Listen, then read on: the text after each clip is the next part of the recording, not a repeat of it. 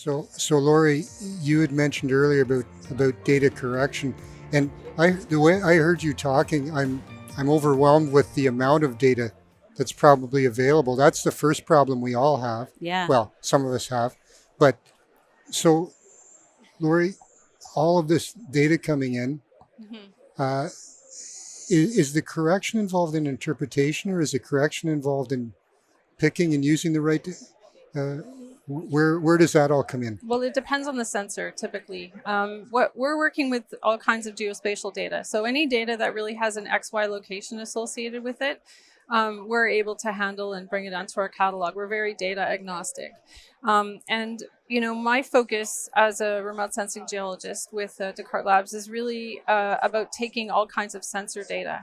And the amount of sensor data, like Sahiba said, is just going to take off. Like I've heard numbers saying that over the next 7 years we're going to create as much data within 10 years we will have more data, more recent data than anything collected in the time before that. It's just going to explode. And we need a way to be able to analyze all this data, like Sahiba said. And for the mineral exploration industry, we have many different data sets that are covering different parts of the electromagnetic spectrum.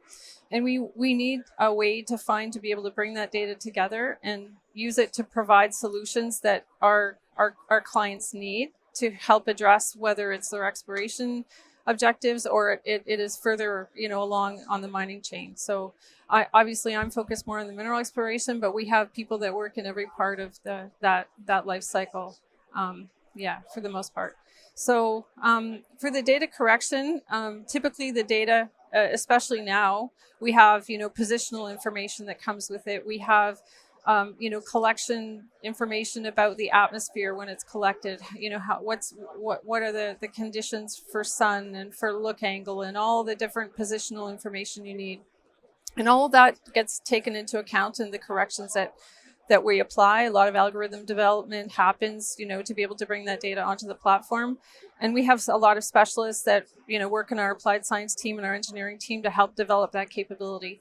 And we have, I don't know if you want me to go into the products that we have at all, but we Well, have, you mentioned remote sensing, yes. and I've got a note here that we want to talk about remote sensing because it is within mining, and it's going to segue into our ESG discussion too. Yeah, So it will. Yeah. So specifically for remote sensing for mineral exploration, we're interested in looking at mineral alteration that could be associated with a buried ore deposit. So that's what we're trying to do is we're trying to be able to map evidence on the surface, and it's really just on the surface that could be associated with that. And so there's different parts of the electromagnetic spectrum that are characteristically associated with being able to differentiate different mineral compositions. So in the visible to infrared, it's iron oxides, and the shortwave infrared, it's the micas, the clays, the phyllosilicates, the carbonates. And then in the thermal part of the spectrum, which some sensors can collect the data from there as well, it's more the silicate minerals. So we basically, understand and know all this as a spectral geologist who's working with this data all the time. And our job is to, either we have different kinds of remote sensing data. We have multispectral that sort of has tens of bands associated with it.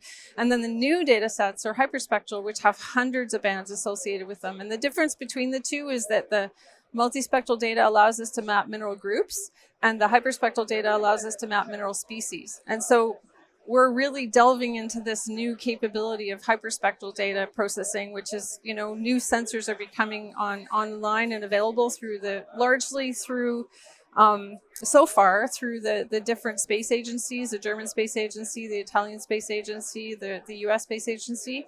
And there's more sensors that are going to be coming on a commercial basis as well, which is really going to be able to, map compositional differences and, really be able to use the data that's being collected by the mineral exploration industry that, as Sahiba said, has sat in the shelf for quite a long time. So it's a very exciting time.